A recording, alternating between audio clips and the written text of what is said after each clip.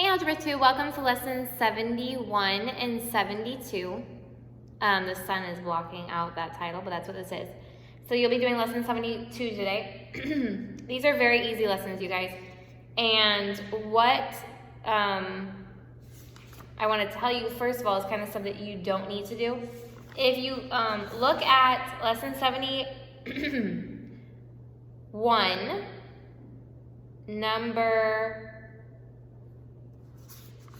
first of all, the practice A. Anytime it says that you need to derive the quadratic formula, we're never going to do that. So sometimes they're going to ask you to do that in your homework, like for example, number 6. Derive the quadratic formula. We're not going to derive it. Okay, we don't need to worry about that. Look at number 23. Now, you're not going to be doing one of these today because it's not the lesson that you're working on. You're working on lesson 72. But just remember, if you're doing one of these problems, because there was a little bit of confusion on that, they're asking for the equation of the line, right? So let's look at the line. I would use points 40 and then use points 670. Okay, so those are your x's and your y's, and then you can find your slope, which is going to go there like always. This is your y, and this is your x. So you can really be doing the problem like this. And then at the end, plug in the PB for y and the B for x, because that's all they're doing, that's all they're changing, okay? Now, if you look at look at lesson 72, what you are going to be doing today, number 6. You do not need to do that, and I'm going to show you that in the lesson as well. We're not going to do those because, I don't know if in your book someone drew a line for you, but they expect you to be drawing a line, like if you look at practice B. But honestly, that's very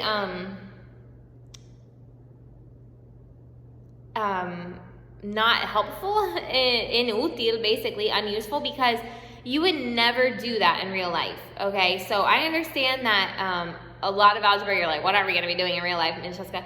But this is not critical thinking. This is not developing your processes or anything like that, okay? This is just pure, you would never do that. You would allow a computer to generate a point between your plots, between your scattered points, so that you get the most accurate line available, and then find the equation on the line. That would all be computer generated. You would never do that on your own. And so to avoid frustration, because that's all it's going to be is frustration, it's not going to be a learning experience, we're not going to do those. So if you look at number 6, if you see the word estimate the location of the line indicated by the data point shown and then write your equation, never do that. We're never going to estimate the equation of the line. Okay? Yes, if you find something like number 23 in lesson 71, yes, you're going to do that because they give you the line. But when they want you to estimate that line, that's just ambiguous and frustration, and you're never going to get the answer in the back of the book. And so you're never going to know if you're doing it right. You're just going to be playing around with it, and we're not going to do that. Okay, so here we go. Let's get into lesson 71. Guys, lesson 71 is pure formula, okay? All you need to know is how the formula works, and then you need to be memorizing this formula. I remember this formula from high school.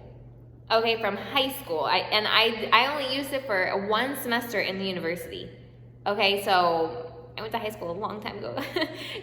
So you can memorize this formula as well, and you should. You shouldn't have to look in the book every single time. You know the best way to memorize a formula is to write it down every time you use it. So for example, today in your homework, you're going to use it how many times? Let's see. By the way, you're not going to do number 9 because that's deriving the formula. How many times will you use this formula? 2 times, 10 and 11. Okay? When you use it both times in number 10 and number 11, my consejo to you is to write the formula. Because as many times as you write the formula, you will start to memorize it. I had a teacher in the university that, not for this formula, but for any formula he gave in class, if we did not write it on our homework, he took points off. It was crazy. Okay, so here we go. What do we do? Look at example 1. Use a quadratic formula. So this is the quadratic formula. So every time that you use this, you need to make sure you even know what this is. And you might want to write it down in the front or the back of your book or wherever you need to refer to it until you memorize it. This is another way to solve for x and y, okay? Another way to solve for x and y. You see this equation right here, 3x squared for example 1, 2x plus 5. Now, you would say to yourself, well, Ms. Jessica, we can do completing the square, right? Where we move this over, we divide by 2, square it, etc., etc. We could do factoring, right? So how many methods have we learned so far? We've learned you can graph it on the line and solve the equation. You can factor it and solve the equation. You can complete the square and solve the equation, okay? But sometimes it does not work. Sometimes you cannot factor it. Sometimes you could complete the square, but it might get complicated, etc., etc. So another method, and one of my favorite ones, is this one right here, because you don't have to worry about whether or not you can factor. This equation right here will always work, okay? So make sure that you know how to use it. So what do? You never even have to divide this out, okay? The number in front of x squared becomes a, the number in front of x becomes b, and the number here becomes c. You have to make sure you write it in order to know this is a, this is b, and this is c, okay? As soon as you know a is 3, b is negative 2. Do not miss the negative. And the c is 5. You just plug it into your formula. So here we go, negative 2 plus or minus the square root of b squared, right? Negative 2 squared is 4. Or you can write negative 2 squared, but you better put it in parentheses because if you don't, you're going to end up with a negative 4. And it's not a negative 4, it's a positive 4. Okay? So negative 2 squared minus 4 times a is 3. C is 5, all over 2 times a, which is 3, okay? And then we solve for it. So I'm going to do it over here. That's going to be positive 2 plus or minus, inside here is 4 times 3 is 12 times 5 is 60. 4 minus 60 is going to give you a negative 56, right? I feel like maybe, have you guys done, maybe you've done the quadratic formula before. Maybe I've taught it to you, I can't remember. So you have the square root of negative 56 and then over 6, okay? Square root of negative 56, we can take out a 4. 4 into 56 is 14, so you have 2 square root 14, but you have that I there, so it's gonna be 2I square root 14, right? Can you take out? Okay. So now what do you have left? You have 2 plus or minus 2I square root 14 over 6. Now what can you do? You can divide the 2 and the 2 because of the 6. 2 into 6 is 3, right? So we're going to take out the 2. That's going to be 1 plus or minus I square root 14 over 3. And that's going to be your answer. Okay? You can see it in the book that they write it in just a little bit of a different form. They just separate it 1/3 plus or minus square root of 14I over 3. Okay, so that is example 1. Let's look at example 2. Okay, in this one we just need to be aware, like I told you before, you need to put it in the correct order before you know what A, B, and C is. And don't tell me, well, I know that A is 1, B is 3, C is 28. Ms. Jessica, I don't need to move anything. Yeah, you do, because if you keep this all over here on this side, you're missing the sign. It's not positive. You need to have everything over on one side. X squared minus 3x minus 28 equals 0, right?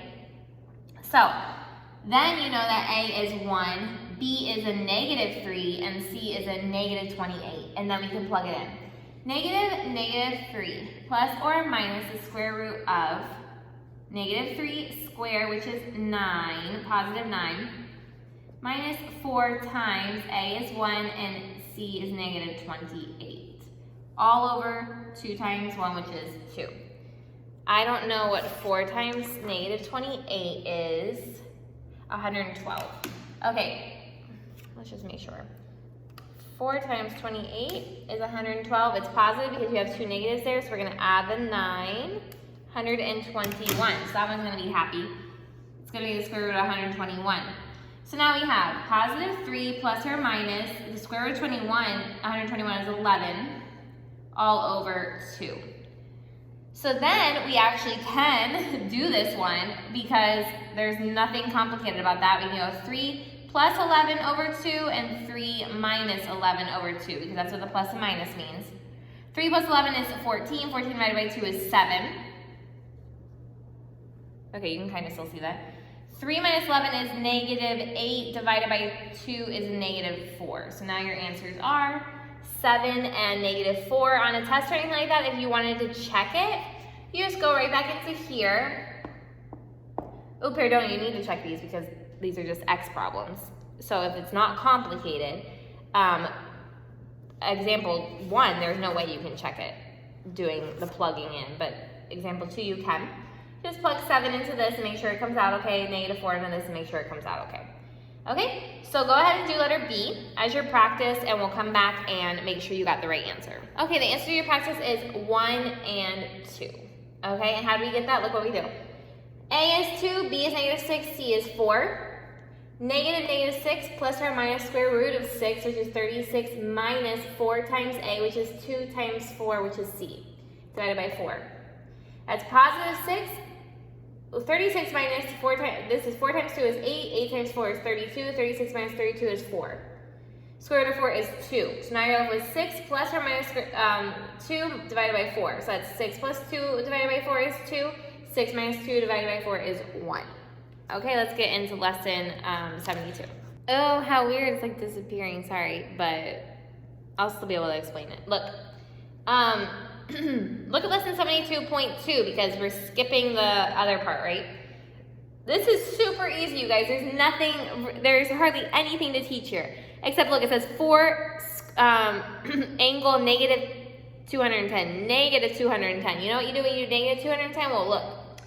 If it was positive 210, you go this way, right? This is 180, and then 210 minus 180 is 30, and so you'd stop right here, 30. Okay? That's what you would do if it was a positive 210. Now that it's a negative 210, you're going to start here and go this way. 180, 210 minus 180 is 30, so you end up here for 30. And besides that, you literally just do everything the same. So if you're looking for rectangular coordinates, that means you're looking for the R and the U.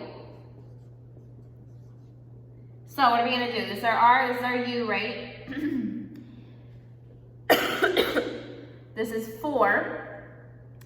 So we go, let's find the U, that's opposite over hypotenuse, that's sine. So sine 30 equals U over H, and then cosine 30 is going to equal, and the H is 4, R over 4, okay? We put it into our calculator, so that's going to be 4 times sine 30 is 2. 2 is your U. And 4 times cosine 30 is 3.46. We look at it, that R is a negative because it goes over here. But the U is a positive because it still goes up. Okay, go ahead and try letter A. And we'll come back and check it. Your answer is 3.21R plus 3.83U. Negative 230 is going to go up here to 180. 230 minus 180 is 50. Then you just set it up just like the example. Sine 50 equals U over 5. Cosine 50 equals R over 5. And then get your answers. Okay, if you have any trouble with your calculator, just let me know. Now I have my calculator, so if you ask me questions, I can help you. Like I could not help you in the States, but we got it now. Bye, guys.